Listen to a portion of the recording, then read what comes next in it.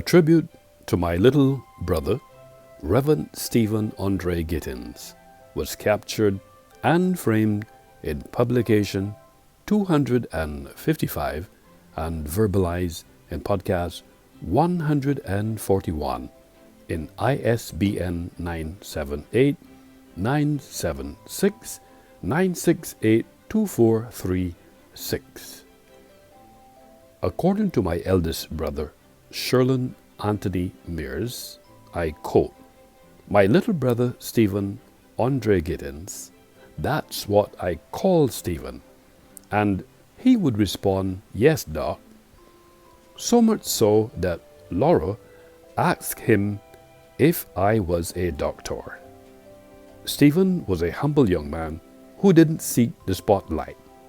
He preferred to sit in the background. When I left Barbados, Stephen was 18 years old, so I only heard about his sermons from relatives and friends who paid glowing tributes to him, such as, "We could do with him in the US of A, he would be great." I would listen to him all day. "He must perform my marriage ceremony. When I die, I want him to conduct my service." I would convey these sentiments to him, and he would give his famous chuckle and say, "Behave yourself." Stephen loved sports dearly, especially cricket, and as a youngster, he would spend all day playing cricket during summer vacation. Our mum would have great difficulty getting him to come inside to eat. I took Stephen to Kensington Oval to see Australia versus the West Indies. He never forgot that occasion and would give me a ball-by-ball description of the events that occurred that day, including how many co-workers from the post office and I reacted to the events of the day. Stephen loved to debate and would debate you on any subject, but make sure you have your facts before you start. Many nights, when I am at home for vacation, Stephen, Arnott, William, and I would sometimes have lengthy and lively debates on all types of topics. Sometimes Emerald will join us. Being the oldest brother, I always felt it was my duty to protect my younger siblings. It's ironic that when my siblings and I played church, I was always the priest or pastor. But as life would have it, it was Stephen, my little brother, who grew up and became a pastor. I love my little brother dearly. The way he lived his life was the perfect example of the way I had envisioned myself living. Over the years, Stephen and I became very close. We would talk on the phone for hours at night, so much that Laura would always tease him by asking him if he had just finished his session. We had our last session on Thursday night.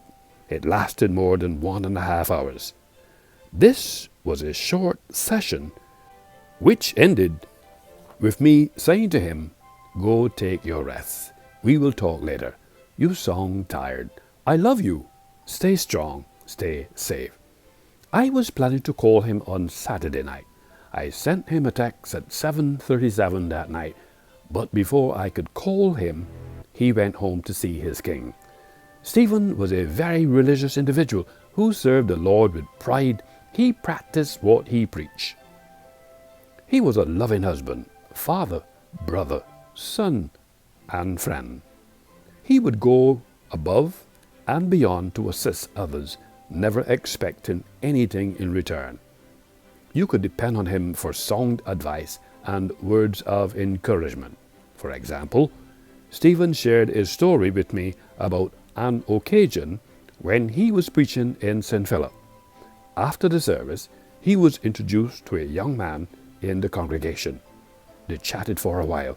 During the conversation, Stephen encouraged him to be positive, to continue what he was doing and let God take control of his life, because God had great things in store for him.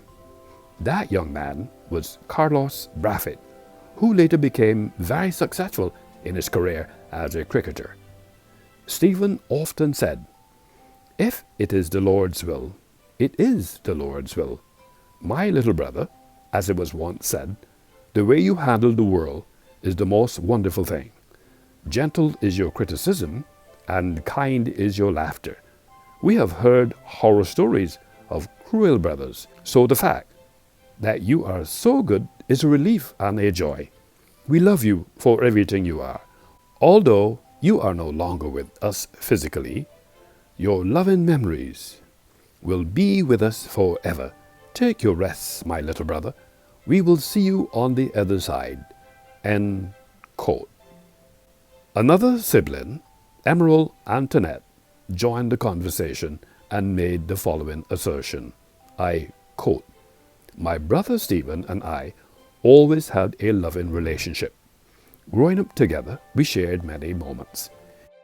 He could depend on me to assist him in any area he wanted me to. I could depend on him equally. He loved the Lord dearly from an early age and dedicated his life to his service. I know he has gone to be with him and receive his reward. My family members and I are surely missing our dear brother Stephen. May he rest in peace until the great resurrection day." End quote.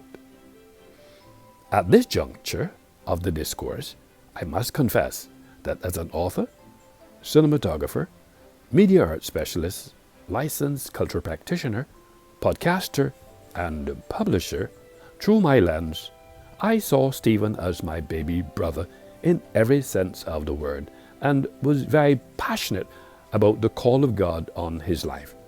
Stephen, as a scholar of the word, and was very judicious on issues such as the scriptures, topical, sports, and global affairs. What was uniquely interesting about our relationship as brothers on this journey, we found the time on numerous occasions to converse on many issues, whether it be about the Bible, politics, social events, sports, and global affairs. In this regard, I will never forget Stephen. Our bonding was grounded in the philosophy of our late parents, Charles and Ira Gittens, who taught us love for people and knowledge of and interpretations of the scriptures. As adults, we always joked about my referring to him as my baby brother, a phrase that I use when departing each other. Bye-bye, little brother, we will meet again.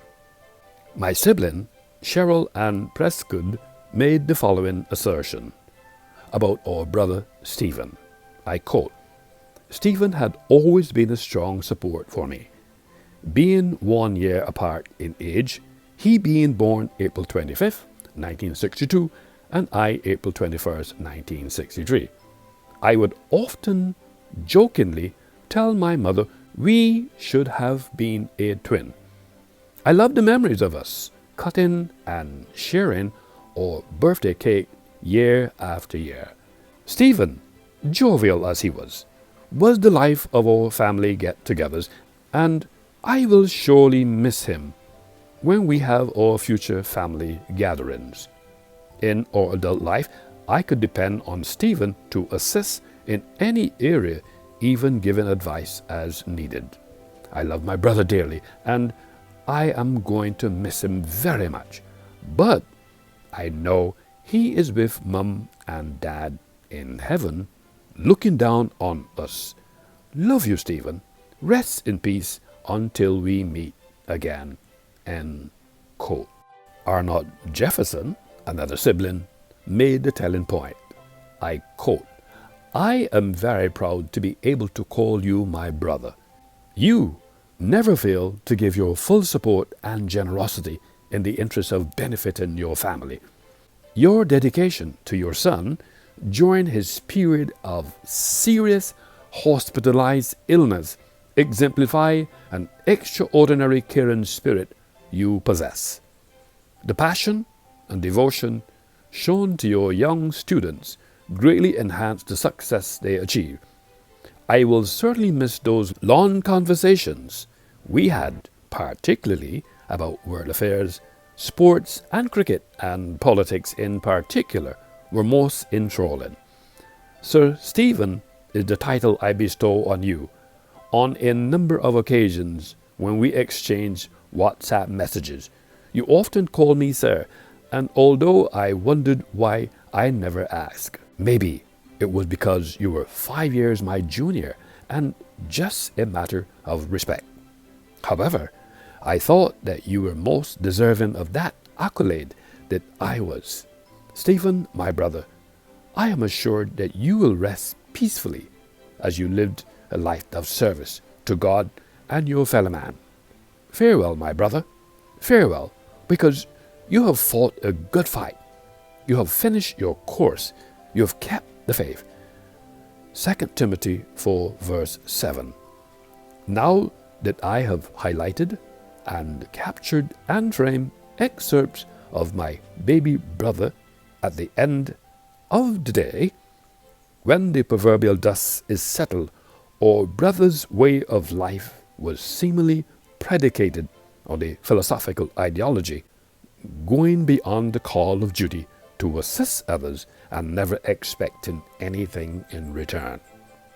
Overall, a tribute to my little brother, Reverend Stephen Andre Gittens, was captured and framed in publication 255 and verbalized in podcast 141 in ISBN 978-976-9682436.